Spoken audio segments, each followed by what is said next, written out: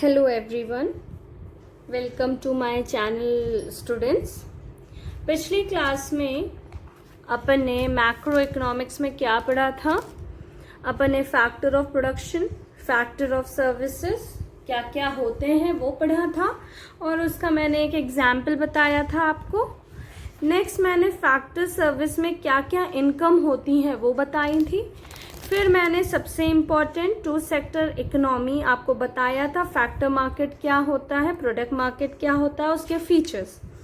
आज मैं आपको बताने चाह रही हूँ फ्लो वर्सेस स्टॉक।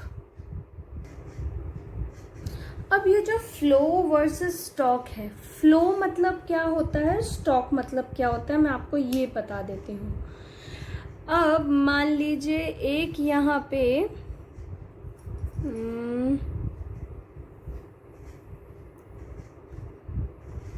ऐसा पॉट टाइप है, ठीक है।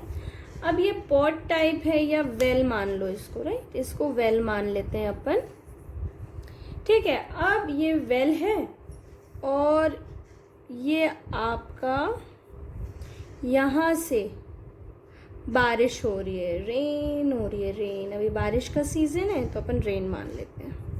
तो ये क्या हो रही है, रेन हो रही है।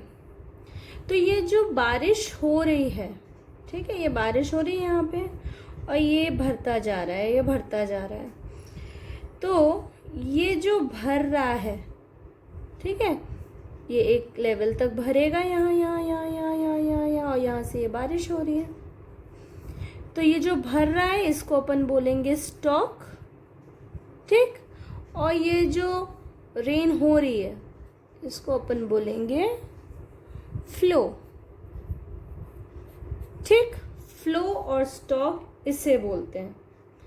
अब ये जो फ्लो है, ठीक है, फ्लो में क्या होता है, आपका डायमेंशन होता है।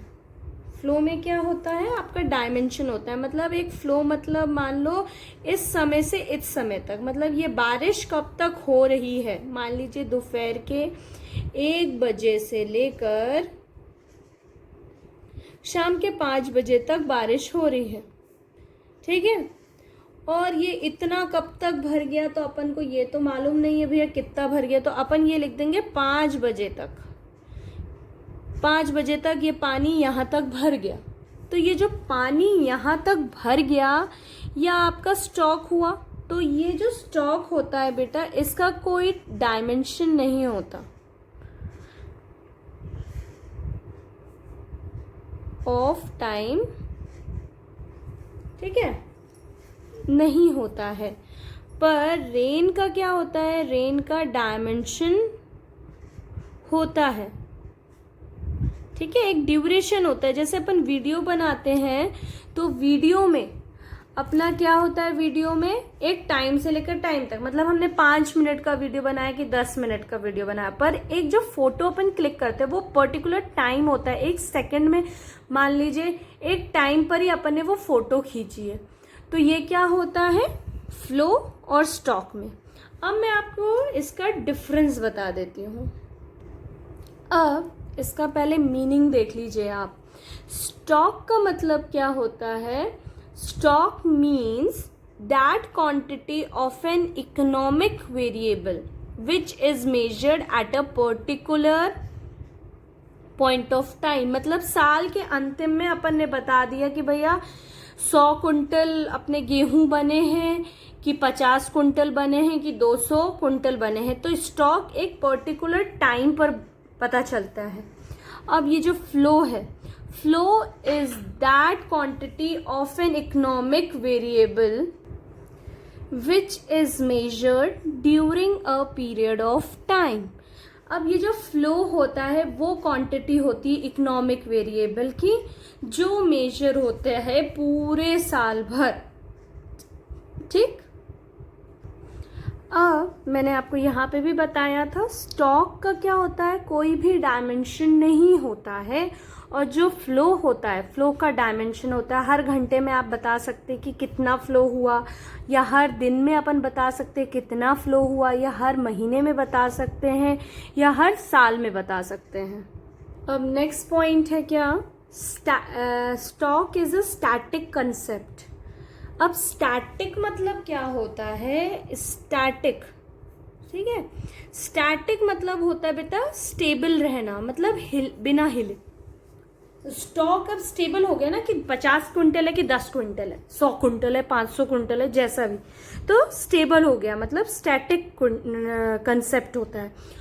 और फ्लो कैसा होता है? डायनेमिक कंसेप्ट होता है। अब डायनेमिक मतलब क्या होता है?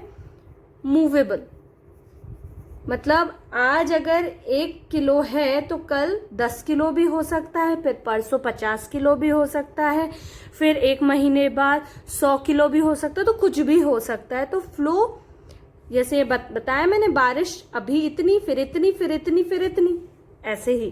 तो जो फ्लो होता है वो डायनेमिक कंसेप्ट होता है, जो स्टॉक होता है वो स्टैटिक कंसेप्ट होता है। इतना समझ में आ गया होगा आपको, मेरे को लगता है।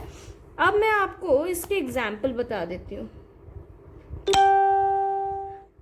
अब एग्जाम्पल है इसका, पहला होगा वेल्थ या वाटर इन अ टैंक, ठीक है, कैपिटल या स्टॉक, या आप इसको इन्वेंट्री भी बोलते हैं, ठीक। तो ये आपके एग्जाम्पल हो गए, और इसके एग्जाम्पल होंगे, थोड़ा सा सोचो, इनकम, सबसे बड़ी चीज इनकम, फिर वाटर इन अ स्ट्रीम,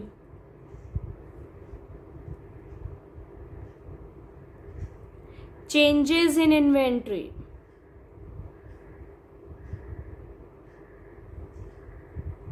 ठीक है। तो ये हो गया आपका स्टॉक और फ्लो का कंसेप्ट। ये मेरे को विश्वास है कि आपको इससे समझ में आ गया होगा स्टॉक और फ्लो क्या होता है, ठीक है। और एक और चीज है इसमें इम्पोर्टेंट, जो नेशनल इनकम है वो फ्लो कॉन्सेप्ट है, ठीक है। National income is a flow concept है, ठीक। और जो स्टॉक है वो नेशनल इनकम के कॉन्सेप्ट में नहीं आता है, तो flow is a national concept, okay. अब आई आपकी नेक्स्ट चीज। अब नेक्स्ट चीज क्या है? फैक्टर इनकम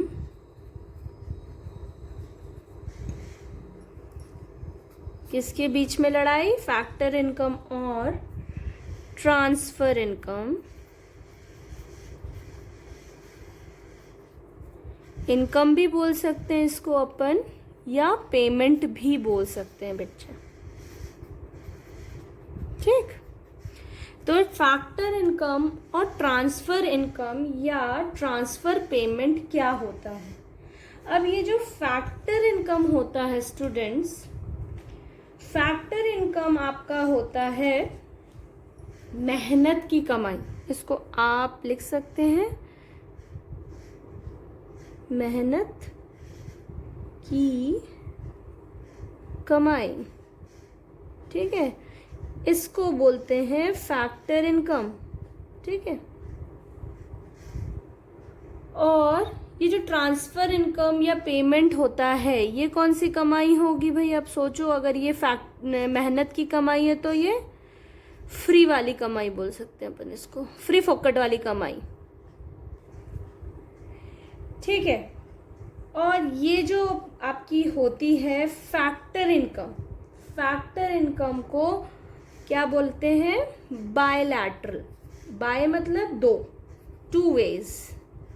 इतना तो अपन ने मालूम है, बायनोमियल्स पढ़े होंगे अपन ने 10th में। तो बायलैटरल मतलब टू वेज है, आप काम करोगे तो आपको मेहनत की कमाई मिलेगी। और ये जो होती है ये यूनिलेटरल होती है। यूनि मतलब वन वे, ठीक है। तो बायलैटरल, यूनिलैटरल, ठीक है। अब आपको इसको मैं अच्छे से एक्सप्लेन कर देती हूँ। इतना तो आपको समझ में आ गया कि फैक्टर इनकम क्या होती है, मेहनत की कमाई होती है। जो ट्रांसफर इनकम होती है वो फ्री वाली कमाई होती है, और जो फैक्टर इनकम होती है वो 2 वे होती है, और जो ट्रांसफर इनकम या ट्रांसफर पेमेंट होती है वो 1 वे होती है। अब जो फैक्टर इनकम होती है वो क्या होती है, जो भी चीज़ें अपन कोई चीज़ बना रहे हैं और उसको बेच रहे हैं, तो बनाने की मेहनत करेंगे, उसके बाद अपन को कोई चीज़ मिलेगी, तो वो होती है आपकी फैक्टर इनकम। और जो ट्रांसफ़र इनकम होती है वो होती है स्टूडेंट्स, जैसे कि आपके मम्मी पापा ने आपको पॉकेट मनी दिया, ठीक है, वो जो पॉकेट मनी आपने कोई काम नहीं किया उसके लिए, ऐसा कोई रोजगार या मेहनत नहीं किया है, तो वो होती है आपकी ट्रांसफर इनकम, ठीक है। अब ये जो होती है फैक्टर इनकम, इसको कंसिडर करते हैं अपन, कैलकुलेट करते हैं जब एनआई जब कैलकुलेट करते हैं तब फैक्टर इनकम को ली जाती है। पर ये जो फ्री वाली कमाई होती है ये नेशनल इनकम के कैलकुलेशन में नहीं आती है। मतलब फैक्टर इनकम नेशनल इनकम में आती है, पर ट्रांसफ़र इनकम या ट्रांसफ़र पेमेंट आपके नेशनल इनकम के कैलकुलेशन में नहीं आती है। नेक्स्ट, अब इसके एग्जाम्पल्स मैं आपको बता देती हूँ। एग्जाम्पल सबसे पहला होगा फैक्टर इनकम का रेंट, ठीक है, आपने उसको घर दिया या ज़मीन दी है, उसका आपको सर्विस का नहीं देगा वो। वेजेस, इंटरेस्ट और बहुत सारी चीज़ें होती, प्रॉफिट। तो ये आपके एग्जाम्पल हो गए फैक्टर इनकम के। अब नेक्स्ट, ओल्ड एज पेंशन, ठीक है, या गिफ्ट, या मैंने आपको बताया ना पॉकेट मनी, या वो अनएम्प्लॉयमेंट वो भत्ता मिलता है ना, वो अलाउंसेस, ये सारी चीज़ें आपकी ट्रांसफ़र इनकम में आती हैं एग्जाम्पल में, और ये आपके फैक्टर इनकम में आती है। और ये आपकी नेशनल इनकम के कैलकुलेशन में नहीं आती है, और ये वाली आपकी नेशनल इनकम के कैलकुलेशन में आती है। ओके, मैंने अभी आपको क्या समझाया, फ्लो और स्टॉक समझाया, और नेक्स्ट आपको फैक्टर इनकम और ट्रांसफ़र इनकम या पेमेंट समझाया। मेरे बच्चों को समझ में आ ही गया होगा। नेक्स्ट, अब अपन आए नेशनल इनकम में। ये जो नेशनल इनकम मैडम इतनी देर से बात कर रही है कि ये नेशनल इनकम में इंक्लूड होगा, कैलकुलेट होगा, ये चीज़ नहीं होगी। तो अब ये जो नेशनल इनकम है ये क्या चीज़ है, ये कौन सी चिड़िया है भाई। अब नेशनल इनकम मतलब नेशनल की इनकम। अब इसकी डेफिनेशन है, it is defined as the money value of all final goods and services produced within the domestic territory of the country, ठीक है। अब कोई भी मनी वैल्यू, किसकी मनी वैल्यू, जो भी फाइनल गुड्स या सर्विसेज अपन बना रहे हैं उस डोमेस्टिक टेरिटरी में, मतलब अपनी कंट्री में, अपनी खुद की कंट्री में, इंडिया हो या यूएसए हो, जो भी, ठीक है, अपनी तो इंडिया ही है ना, तो अपन इंडिया की बात करेंगे। अपन इंडिया में क्या चीज़ बना रहे हैं उसकी इनकम फाइनल गुड की इन एन अकाउंटिंग ईयर, उस साल कौन सा होता अपना, ठीक है, ये मार्च एंडिंग होती है अपनी, और साल कब से चालू होता है, अप्रैल से। तो इस साल में क्या अपन ने गुड्स और सर्विसेज बनाए हैं, ठीक है, कितने डिब्बे बनाए हैं, या सर्विसेज क्या होती बेटा, सर्विसेज टीचिंग भी होती, मैंने आपको बताई थी। तो क्या क्या अपन ने किया उस साल के अंदर, ठीक है, वो money value of all final goods, और उसमें क्या चीज़ प्लस होती, net factor income from abroad, जो नेट फैक्टर मिलता है अपन को बाहर के देश से, ठीक है। तो ये आपकी हो गई नेशनल इनकम। अब नेक्स्ट टॉपिक है आपका, अब नेक्स्ट टॉपिक है कि normal resident of a country. अब normal resident of a country क्या होंगे? अब मान लीजिए ये है आपका इंडिया और ये आपकी रेस्ट ऑफ वर्ल्ड। अब ये दो चीज़ें हैं, एक अपना इंडिया है, ये दूसरी कंट्रीज हैं। मान लीजिए सचिन तेंदुलकर